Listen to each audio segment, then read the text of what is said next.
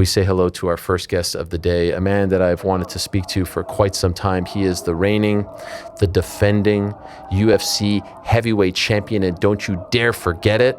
He is the pride of Wigan. He is the pride of Manchester. He is the pride of the UK. He is the pride of Great Britain. Dare I say he's the pride of Poland as well.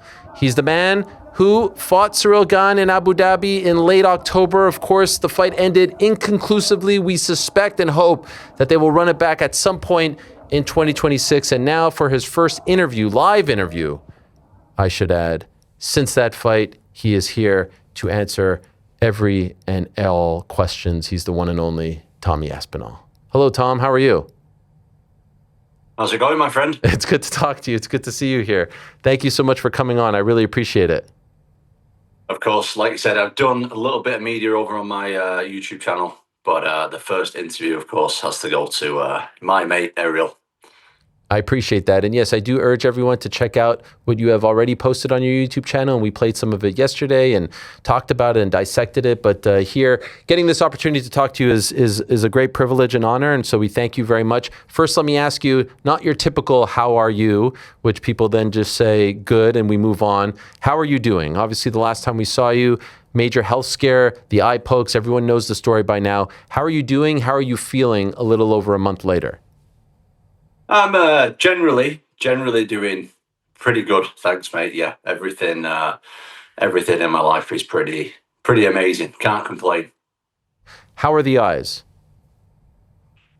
The eyes are unfortunately not back to full health yet, so we're still waiting.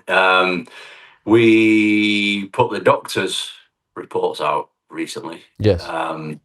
Which has been a bit of a whirlwind, to be honest with you, because I know there's a lot of haters out there. Of course, this is professional sport at the highest level. We have haters. But when the eye poke happened, obviously, eye pokes happen all the time in MMA, unfortunately. And got the eye poke. Obviously, everything went on from there. Went to the hospital, returned home. Didn't even check my phone or nothing for a while. And then I realized oh shit, people genuinely think that I faked this. People actually think that I was faking it. And then I was like, did people actually see the replay of what happened? Because that was a full on eye poke. So then I was like, what is going on? Why are people thinking I'm faking this? After everything that I've been through to get there. So then I left it quite a while. I thought, right, I'm going to get all the doctor's notes included. I've been through it for loads and loads of tests for weeks. I've literally been in the hospital 2 or 3 times a week getting different tests. Then I come up with a doctor's report, and then people are like, oh, he's fucking crying about it. He's doing a media tour on it.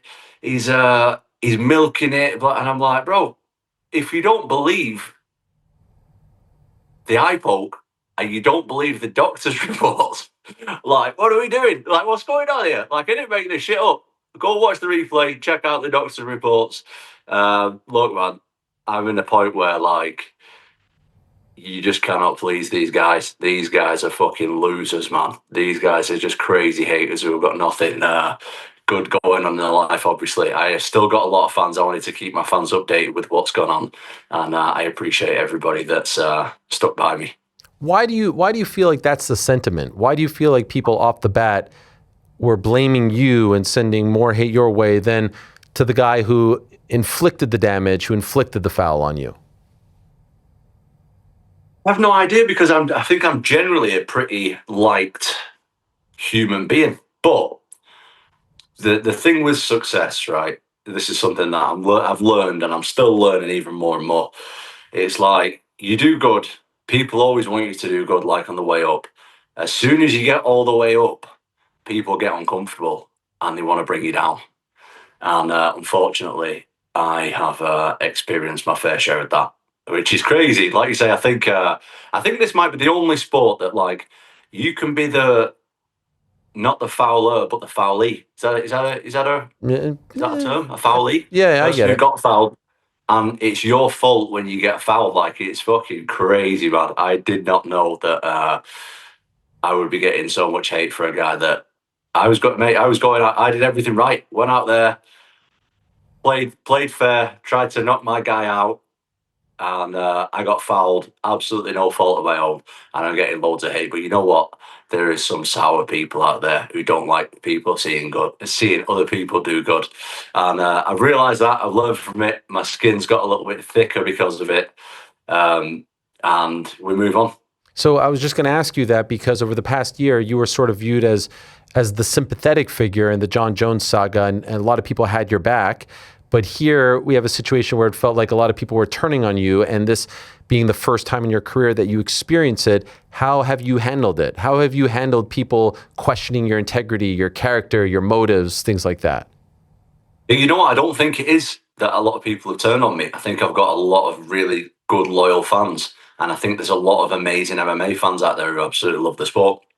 I think that the haters out there who are not real MMA fans, they think, like, for example, I don't say anything for weeks after my fight. And people are like, he's gone into hiding because he knew that he quit. And then the same people, when I put out doctors' reports and footage from doctors, are like, he's fucking crying about it. He's milking it, blah, blah, blah, all that stuff. Like, I don't carry on the fight because I can't see.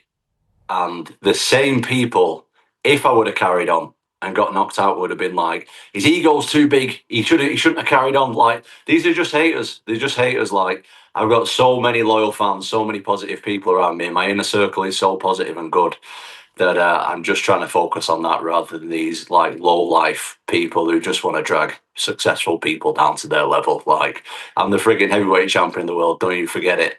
I earned my way to get into this spot. I've got multiple records in the UFC, and I did shit that most of these people couldn't even dream of doing. So that's why they're trying to drag me down. At the moment, Tom, which eye is bothering you more? So I got the double eye gouge. Actually, I'm going to stop calling it an eye poke. In fact, to be honest, I want to get these interviews done and just move on with it because I've been quiet for a long time. I'm aware that I need to update people, and then like we can talk about it and move on. Because so after this week, I'm not even going to bother with it. But I got a double eye gouge, so it wasn't even like an eye poke. It was like an eye gouge. So both eyes, the right. So the left eye, my left eye, the left eye looked worse, but the right eye is the one that had the most damage. So I'm still, yeah, there we go. Look at that. I'm like a friggin' human bowling ball there. Big shout out to MMA Guru who said that I'm like a human bowling ball. It's like, yeah, the one that looked deeper actually did the least damage. Okay. And so as of right now, it's the eye on the screen left, your right. Yes. This one's the bad one. My right eye is the. And what are you feeling? What are the symptoms right now? I'm just struggling with like a lot of double vision and stuff still.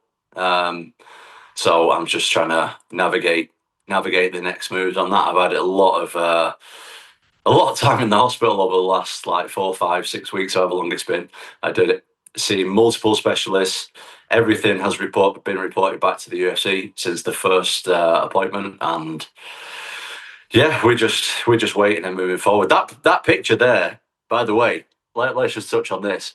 So when we were in Abu Dhabi, and as I said, I always like to keep open and honest with my fans because I was in a position where like I couldn't dream of having fans or supporters. Like that was a dream for me to have that, and now I've got a lot of them. So I really appreciate it. So I like to be as honest as I can with everybody. So we kept rolling in the hospital in Abu Dhabi, and mate, this hospital was crazy. So they took us at like 1 a.m., 2 a.m. by the time we got there in Abu Dhabi, and they dropped us off. I don't know what you guys would call it, but in England we'd call it like an A&E, accident and emergency room, which is like where the drunk people are, where the like I just literally had to wait in a line, like in a queue for like 3-4 hours just to get seen off a guy who seemed to know absolutely nothing about eyes.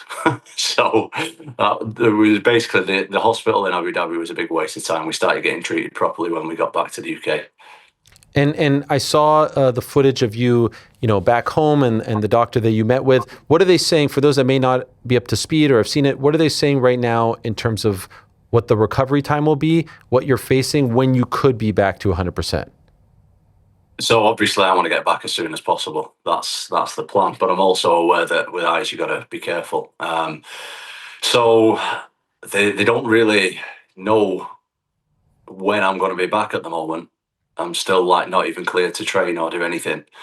They're talking about doing surgery on both eyes. They're talking about injection. I have to get an injection in the eyeball soon. Jeez. So I'm not looking forward to that. So yeah, I don't really know at this point. I don't know. Have you been able to do any type of physical activity at all? I've just been doing bits of weights, just put bodybuilding weights, and just a little bit of cardio as well. But I'm still, because I got a double vision. Yeah. If I change direction too quick, I start getting really dizzy and stuff. So I've just been doing a little bit of cardio, a little bit of jogging, a little bit on the bike and stuff like that. Nothing to brag about, mate.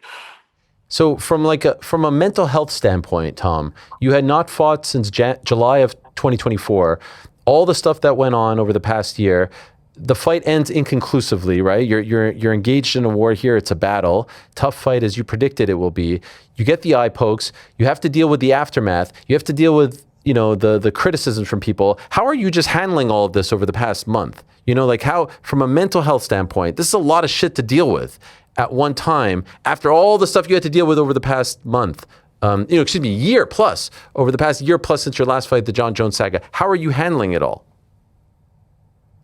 Well, I've learned a lot. To be honest, in the last since this happened. Mate, people will turn their back on you quick.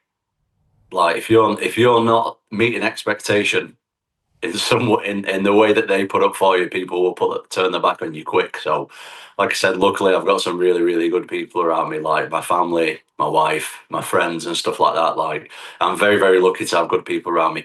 The other stuff, the people online and shit like that, I'm just starting to realize that they're just a bunch of low life haters, man. A lot of them. There's a lot of amazing MMA fans out there as well who really support the sport, really know what the sport is, but there's also a lot of just weird kids online who are just sat behind a fake profile commenting and stuff like that. So how am I dealing with it? At first, not very well, but I guess my skin's getting a little bit thicker now, and I'm starting to see what the world is really like.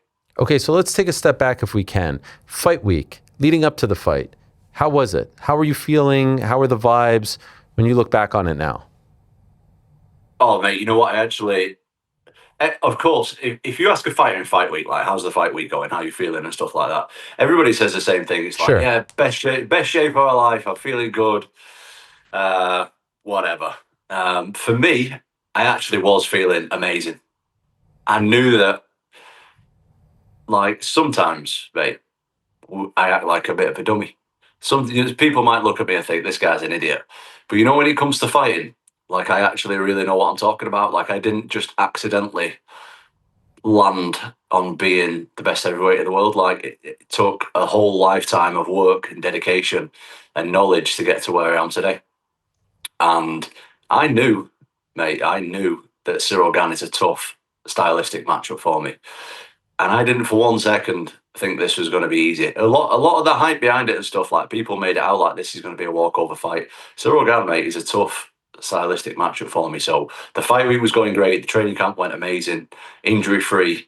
We had a great squad over there in Abu Dhabi. I absolutely love Abu Dhabi. We're staying at an amazing hotel, and everything was on point for a tough 5-round fight, which is what I said. I said that so much, mate, in the pre-fight. I said from the beginning that I'm taking Cyril Gane very serious, more serious than I've ever taken anyone before. I didn't think it was going to be an easy fight. I didn't think it was going to be a walkover. I've knocked a lot of people out in a minute or two or whatever. I didn't think that this was going to be one of them. There's interviews and interviews of me saying that on fight week and before in the lead up to the fight. So I was mentally and physically prepared to go in there and have a tough fight with that guy. I want to ask you about a couple things that transpired on Fight Week. One was a conversation between you and Daniel Cormier that ended up on your YouTube channel, which he said afterwards he was a little bit disappointed that it was posted, that he thought it was a private conversation. Are you familiar with what he said about it? And do you have any reaction to his response to it being a part of your Fight Week video blog? I think I know what you're talking about. Yeah, I mean, I apologize to him about that. Okay. You spoke to him privately? Yeah, I spoke to him privately about that, yeah. Okay. Do you think that was a mistake? Do you wish that you could take that one back? Well, the guy who does my videos and stuff, he actually messaged him and asked if it's all right to put it on. Oh. Well, that's important. And did he say yes? I'm not sure. I don't know. But okay. Anyway, if DC was uncomfortable with it, then like I'm not in control of doing that stuff, but it's come from my team, so I'll take, of course, responsibility for it, and I apologize to him for it. The other one was a conversation that your father had with a French journalist talking about like wanting you to fight out your contract and go box. And the reason I'm bringing these two items up, Tom, is because in the aftermath, people have said like, this was a tough fight week and maybe there was a lot of distractions and things like that. This is what some pundits said afterwards, that as I'm sure you saw people saying like, these were a couple of missteps, if you will. Can I ask you about that conversation? And did you have any issues with that conversation coming out in the build-up to the fight? Well, my dad said that he wanted me to box from the beginning.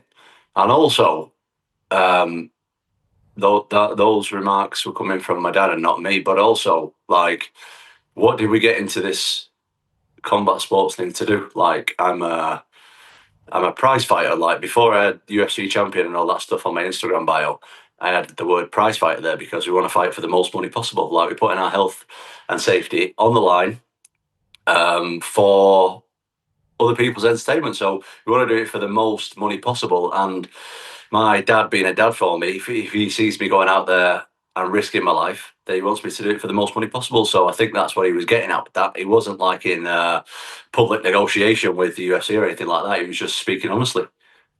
But the UFC, they don't like when people talk about boxing or fighting out the contract, especially as champion. So I was wondering if this became an issue or a distraction in the build-up to the fight, or if you guys heard about it, that they were unhappy that this was being discussed. I didn't hear about it until after the fight. Can I ask, do you share his sentiment? Would you like to fight out your contract and go on to boxing?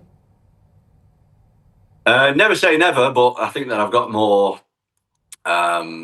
I always said it from the beginning, like I got work to do in the UFC. So right now and before the fight, that wasn't really something that I was thinking about. Okay. But I do understand. Like, we fight for the most money possible. We fight for we want to make as much money out of this stuff as possible. So I understand completely about where my dad or anybody else would be coming from with stuff like that. Do you think it's inevitable at some point you will try that out? You will go down that path before it's all said and done? I don't know. I have no idea. But I just want to make it clear 100% while I'm answering these questions that might be seen as distractions, is that these things did not distract me at all in fight week. So this is, I'm not making excuses for being eye-poked or the way the fight went or anything like that. Like, this was an amazing fight week. All around, these things didn't distract me. I didn't even know about any of this stuff until way after I fought. I stayed up for the full fight week. I didn't have any social media. For weeks after the fight, I didn't have any social media, so I didn't see any of this stuff. Okay. I wanted to bring those up because those did come up in part of the build up to the fight and all the coverage and things like that. And I'm sure you were aware of it, or at least your team was aware of it. Then we get to the fight itself, and on that shirt, which, we have one of those shirts as well, it says 2 minutes and 2 seconds, that great champion shirt, heavyweight champion.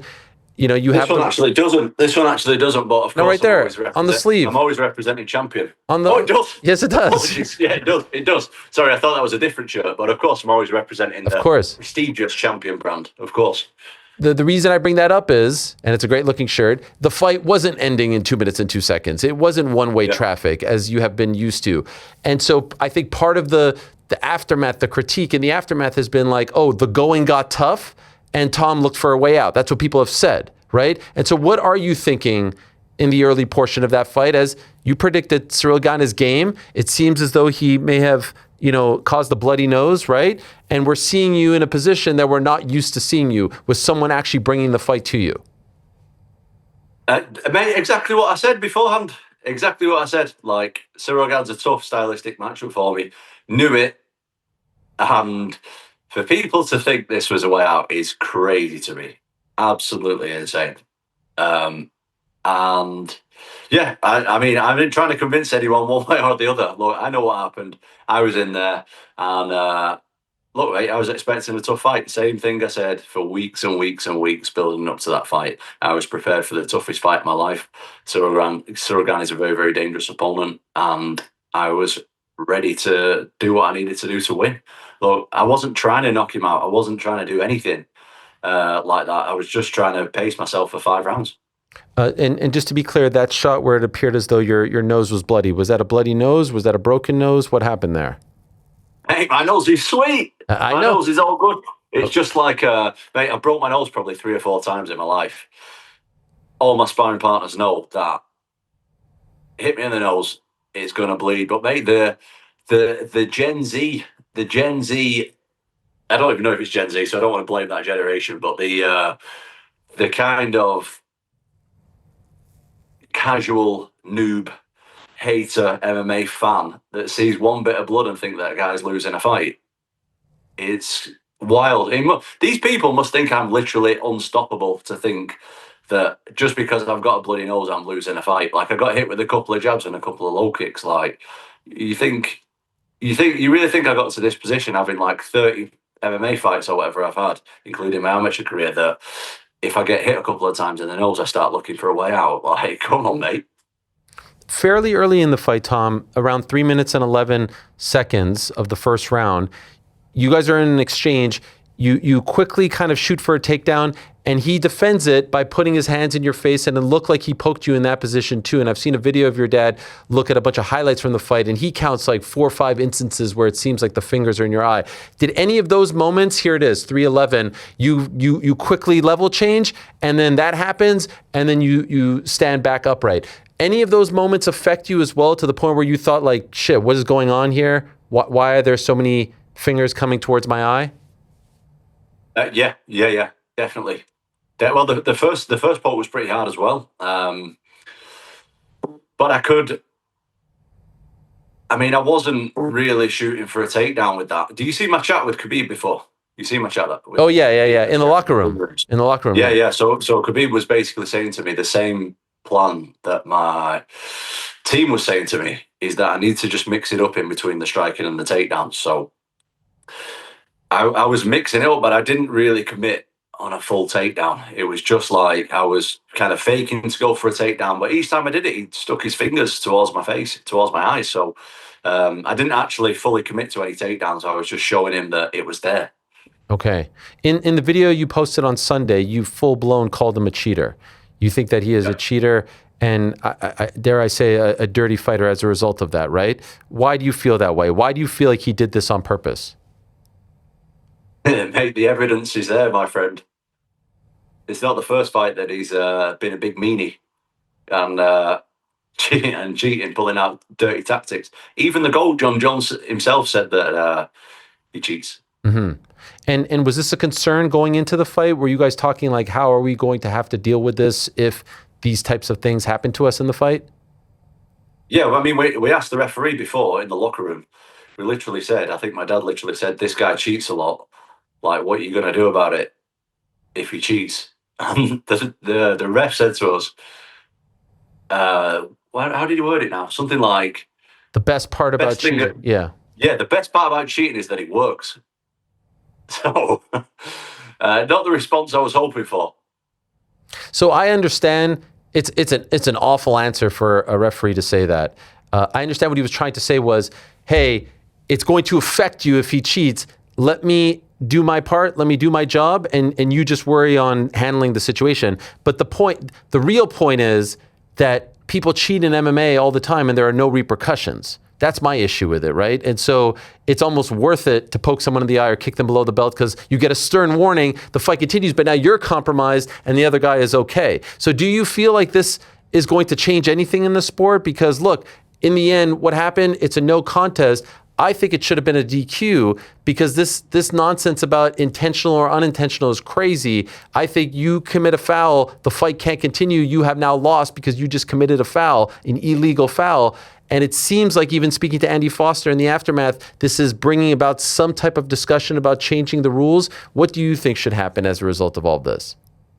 What I think should happen is, if there's a foul, like in my case, double eye gouge was what happened to me. So if we want the fight to carry on fairly, I get a free foul on him.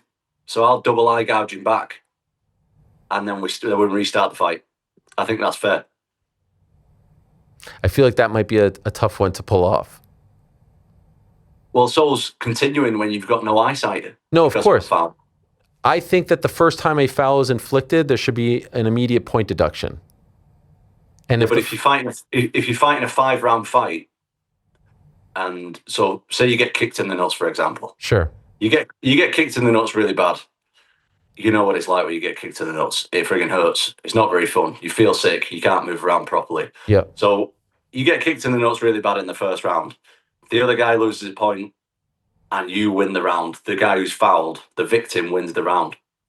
Now, there's another 4 rounds after that. You have to fight compromised with, sore balls or no eyes or whatever it may be. So, yeah, you lose a round, but if it's a 5-round fight, you've still got another 20 minutes to go. Right. While you're compromised. But realistically, they're not going to let you stand in front of him and nail him in the nuts, right? Well, why not? What? Why? If one guy's poking in the eyes, let the other guy have a go poking him in the eyes, and then it's fair, isn't it? What about this intentional, unintentional stuff? Because I can see sometimes how it can be unintentional. Like, if we're talking about eye pokes from a grappling exchange, your hands need to be open when you're grappling. So I can understand if you put your hand in the wrong place, it might slip in someone's eye. But if you stood at range, like when it happened to me, he was stood at kicking range. And if we're talking, I personally think that Cyril Gane is one of the most technical strikers to ever fight in the heavyweight division. I personally genuinely believe that. If he's one of the most technical fighters in the heavyweight division, why has he not learned to punch with his hand closed at kicking range? It doesn't make any sense how that can be unintentional. So you think it should have been a DQ? I'm not saying it should have been anything. I'm not there to make the rules, but I wouldn't have mind giving him a double eye poke and then we'll carry on. So do you think it's part of his game plan to do this? I have no idea. If you say he's a dirty fighter, he's a cheater, then it would suggest that he tries to do this in order to gain an advantage, right? Well, he cheats in near enough every fight. Mm-hmm. I ain't seen the Cyril Gane fight that he's not cheated in yet.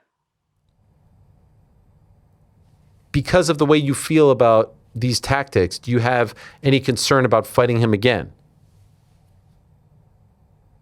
Maybe I'll be doing the fouls next time. Who knows? But do you have any concern about fighting him? No. No, okay. And could I just ask about, this has been a debate, especially in the aftermath, about the gloves and about Jim Miller's. We've had a million conversations about this. Do you think anything can be done to stop the eye pokes or at least curb them? Or do you think this is always going to be a part of the game just because of the fingerless gloves and the way in which you guys fight? It's a good question. I mean, we could debate about it for days. The gloves, the UFC gloves, and compared to some other organizations' gloves, are very open. So it's definitely easier to extend your fingers. But I think if you want to extend your fingers in any gloves, you can extend them. But yeah, at this point, I just want my health back. I just want my health and my eyes to be good, and we can move forward. Did you rewatch the fight? Yeah, I've watched it. In that moment when the ref is talking to you and the doctor as well, the announcers keep saying don't say you can't see, don't say you can't see. And I find that crazy too. It's what does that mean? You have to lie? You're supposed to be able to say how you're feeling in the moment without repercussion. How do you feel about that talk of like, the worst thing you could do is tell the doctor you can't see? If you can't see, you can't see. What are you supposed to do? Yeah, well, first of all, I got poked, and it was like, right, just give me a minute. So I like wanted the time out, and then the ref just kept coming up to me, or the doctor, or whoever it was, I can't really remember, and he was just like, "You okay? Like he's following me around saying, "You okay? You good?" And then I was just like, "I can't fucking see. Just like give me a minute." But then the sight absolutely was not coming back, and I've seen as heavyweight, like not even as heavyweight fighters, sorry, just as MMA fighters. You get a punch in the eye, you get a kick in the eye, whatever it may be.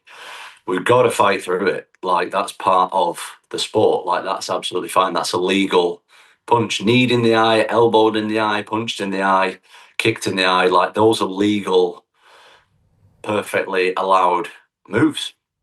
When I fought Andrei Arlovski, actually, I know it's a long time ago, and I'm sure you remember this, Ariel. You got Yes. a good memory. This was 2020, 2011, 2021, maybe, something like that. I actually got punched in the eyeball against Andrei Arlovski, and during that fight, I had double vision. I wasn't moving my feet around because it was making me dizzy, and I was adopting a stance that was kind of like this. I usually fight with my hands pretty loose. I was adopting a stance that's kind of like this, so I could see him properly, and stood with my feet in the middle of the cage. So look, I fought through having one eye before, but when you get a double eye gouge and it's against the rules, and you can't see anything, like if you're going to continue, that's just suicide, especially against a guy like Cyril Gane. Like, if I can't see somebody because of an illegal move, look, if it's legal, everything's good. It's a punch, kick, knee, elbow.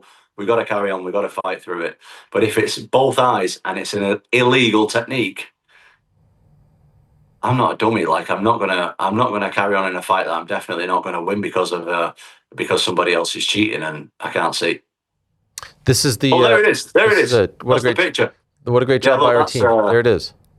I'm adopting the stance that I've never adopted before or since, where I couldn't see my opponent. I'm just looking through there just to try and see him properly because I couldn't see in that fight. But again, that was because of a legal technique, so we've got to fight through it.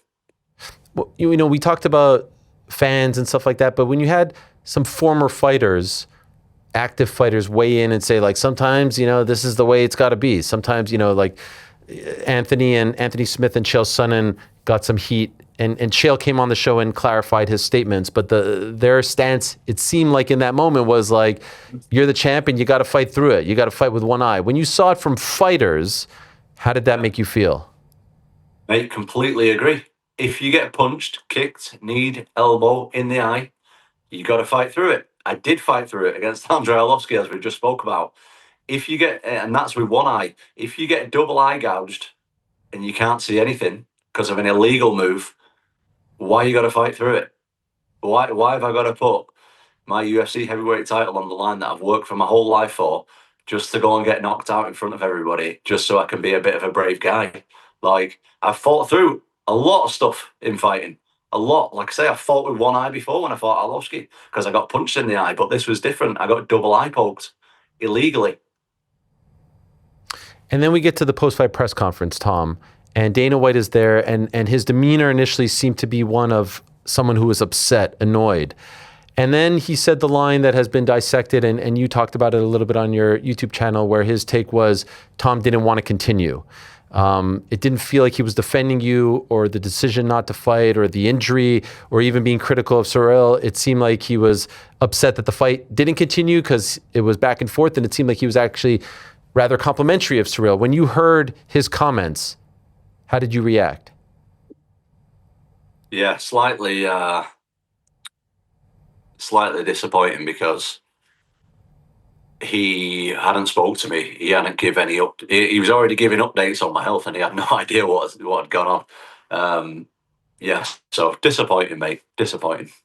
The notion of it being framed as Tom didn't want to continue, as opposed to he got poked in the eye, he couldn't see, he can't get that stuff. That phrase, the way that picture was painted, in the moment you're in the hospital, you're hearing this, you're seeing this, and how did that sit with you? I was very disappointed. Yeah, very disappointed. Do you think the way that was phrased led to some of the criticism afterwards? In other words, if he would have come up and said, poked in the eye, illegal, couldn't see, couldn't continue, serious injury, et cetera, people would have laid off. They would have taken cues from him. It definitely didn't help the cause. Definitely didn't.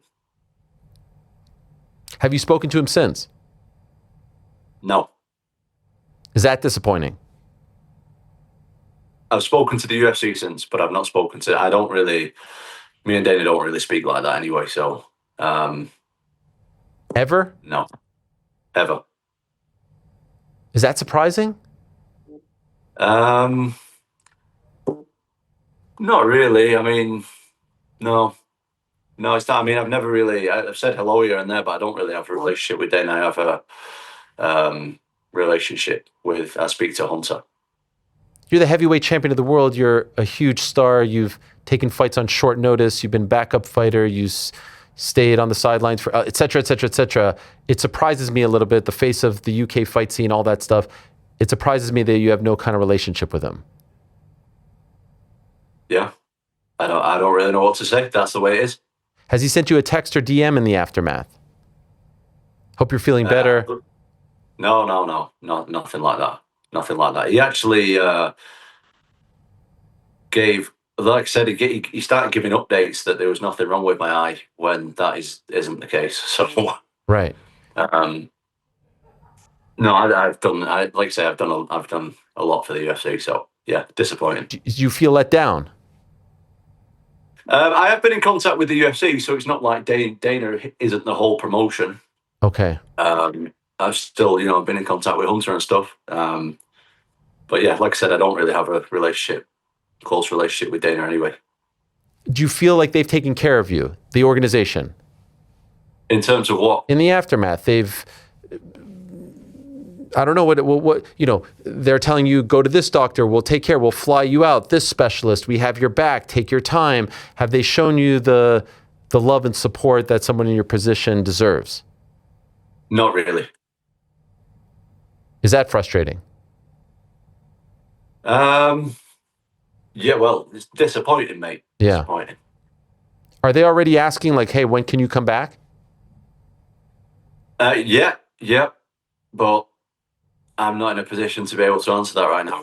We sent them all the doctor's reports and stuff, so that's all we can do. Okay. And you mentioned surgery. When will you know if you have to have surgery? So apparently with eyes, I mean, I ain't an eye doctor, so I don't know, like, but they said that they need to let it heal as much as possible, because especially with the stuff that's going on with my eyes, it's quite intricate with the surgery that they're doing, and it's quite risky. So they're trying to leave it as long as possible before they take any medical stuff, because for me, fighting now is like secondary to my health. Do you know what I mean? My health is like, I never realized how important my health is to me. And also they're talking about doing these injections. So the injection, the damage to me is predominantly done on the back of my eyeball. And so I broke my, I don't know if you've seen on the doctor's report, the CT scan showed that I have a crack like on the back of my orbital, like around the back of my eye as well. And the damage is done like on the muscles back there as well. And that's actually the orbital wall or whatever at the back of your eye. It's only as thin as a fingernail, apparently. That's the thickness, so it cracks really easy, but obviously it doesn't get touched much because it's so far back. So all the procedures and surgeries that need to be done are potentially pretty risky, because they're at the back of my eyeball, so they have to go far in to be able to get to it. And obviously if they've got to go far in, that's pretty risky. So they want to leave it as long as possible before they do that. So right now I'm just waiting. I've got another appointment. I've got appointments weekly. So like I said, right now, mate, fighting, what I'm thinking about fighting is secondary. I just got to get better. Are you in pain? Like, does light bother you? No, I'm not in pain. At first I had like a bit of a headache and stuff, but now it's, I don't know, like, it's just more like dizziness and double vision. But the health's got to come first, because them little gloves are dangerous, man. I don't fancy getting poked in the eye again. Now, minutes after the fight, Jon Jones changed his profile picture, the duck with the eye patch. A few days later, Dirty Boxing, he's on a horse coming to the weigh-ins, a horse with an eye patch. This scene here, he's made some comments in the aftermath about, like, you know, your heart, your determination, you've looked for way outs. What do you make of the way Jon Jones has talked about you and acted towards you in the aftermath? Yeah, good for him, man. Good for him. I thought this guy was the GOAT. Focus on yourself, bro. You retired. Just do your own thing. If you're so much better than everybody else, just go and enjoy yourself. Don't worry about what I'm doing. Him talking about like an old fight where you got submitted and all this stuff, like questioning your heart and all this. You see that? Yes, I mean, I've seen bits, but like, does it annoy you? Does it piss you off? Not at all, mate. Not at all. I was trying to get a fight with him. I realised that's not going to happen, but John's just doing some damage to himself out there, so I'll let him do his thing. Okay. It just seems like he's trying to pile on, and it doesn't. You know, he has since admitted that he was offered $30 million to fight you, that he said yes, and that he backed out. He has since admitted to this, and he's very apologetic, and he's trying to get on this White House card. So to me, my take is, like, if you're such an easy fight, if you're such a quitter, why didn't you take the $30 million to fight you? Oh, mate, you know what? I feel like I've just spent enough energy talking about Jon Jones. He's a waste of time. Okay, fair enough. Were you surprised by that number? Can I just ask you that? 30 million? Yeah. I wouldn't mind 30 mil, mate. I'd take that. Were you getting close to that? I was getting nowhere near that. Okay. Can I ask you about Waldo Cortez Acosta? Because the following week, he fought your teammate, Antidelia, who had some things to say about eye pokes, and then, unfortunately, he poked Waldo, and then Waldo came back and knocked him out. That was just a crazy turn of events, and now he has had some fun at your expense with the eye patches and whatnot. Have you seen any of this? Yeah, good for him, man. Good for him. Like, you know, like in fighting, for example, punches. Some punches, you punch somebody and they just look at you. Other punches, you punch them and they get knocked out. Like, not every punch is the same. And he got eye poked and his eye was good. I got double eye poked and I've got damage. So, look, good for him. Okay. And I'll let you go in a moment. I really appreciate the time. I know we've kept you a little bit longer than usual, but there was so much to get to. You did post on your channel, "No more Mr. Nice Guy." Were you just having fun there, or is this actually going to be the new Tom? Are you going to show us a different side of you? What did you mean when you put that out? No, this is, I mean, I'm always going to be me when it comes to people I know and love and stuff. But as far as this fighting stuff, this stuff's ruthless. And I mean, I think that my fighting record speaks for itself in how quickly I can finish somebody. But I ain't gonna be nice to people no more. Okay, what do you mean by that? Like, who are you referring to? My opponents, mainly. Okay. Did you feel in the past you were too nice towards them? No, not at all. Not at all. Not at all, but I'll be less nice going forward. Okay, does that also mean towards the public, towards the fans, the media? No, I don't think so. I got some serious fans out there, and I appreciate all of them. The people who are talking, they're not my fans anyway, so I don't really care about them. Do you have any concern that you may never fight again? I care about my health a lot, especially my vision, and we just got to see what happens with that. I obviously want to fight again, but we'll see what happens. I just got to wait for the doctor and get back moving before I think I got to start training again before I start thinking about fighting. So as of right now, they haven't given you any kind of timeline, like, hey, we think in 6 months or 8 months or 9 months or 4 months, any type of even like loose timeline that we think you'll feel better by this time if you do this, so that you can get back to doing that? Not right now. Nothing. I don't have any of that. I'm still waiting. Okay. Is that driving you nuts? That is driving me nuts. Yeah. That is, yeah. Are you helping out with the team at the gym? Are you coaching guys? Are you doing something just to be a part of things? Not right now. Okay. No. You're just staying away. There's no, I'm just staying away. I thought we might see you with Rico in his UFC debut. What do you mean? He's not been signed by the UFC, has he? No, he hasn't. He has left Glory, as you know, and I reported that he has talked to the UFC, but he has multiple options on the table at the moment. But wouldn't that be something? What are the options then? I know the UFC is one of them. I know there's a potential big fight in 2026. I do believe boxing is one of them as well. Okay, all right. Yeah, well, I'll be wishing him luck, whatever he does. I'll be trying to help where I can and stuff like that. Would you like to see him in the UFC? I'd like to see him do whatever he wants to do because he deserves to make big money. So whatever he's doing, he deserves to do it and get paid the most for it. So I wish him luck, of course. Okay. Is there anything? Last thing, is there anything that we didn't touch on that you wanted to get out there? That I know you said that in due time you're going to move on from this and not talk about it anymore, and totally respect that. No, like I say, it's going to be. I'm just going to do. I've got this interview today. I've got one tomorrow, and I ain't going to talk about it no more. So I just wanted to update everyone from my perspective because everyone obviously has their own stuff on it. Look, if you still believe what you believe after everything that's been put out there, that's absolutely fine. And look. In my time off, we're going to be doing bits on the YouTube channel anyway. So we got UFC. What UFC is coming up this weekend? Rob 323. Yeah, we got a review of that going down this weekend, and we're going to be doing little bits over there on the YouTube channel. So that's all for now, and I'll be in the gym lifting weights and in the hospital. Okay. Well, I appreciate it, Tom. Thank you so much for coming on. Really do appreciate it. Hope you get well soon. Have a great holiday season with your family, and don't listen to the haters. All right. I ain't listening to. Don't worry. You can't keep a good man down. I appreciate it.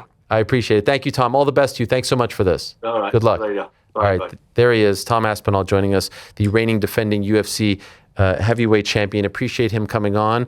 Spoke for quite a bit of time and a little bit long. Wow, look outside. It is dark and disturbed out there. Fucking hell. Yeah, Oban. But we covered a lot. We said a lot. He said a lot. And yeah, hard not to feel for him. It's a shitty situation. Can't imagine what it would be like to have to deal with the frustrations of the last year and then getting the fight, and the fight, ends inconclusively, and the aftermath and the injury and the uncertainty. It's just a lot. It's a lot to deal with. It's a lot to handle.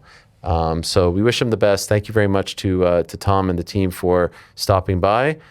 And let's see how this story plays out. Surely there will be more twists and turns along the way. No doubt about that.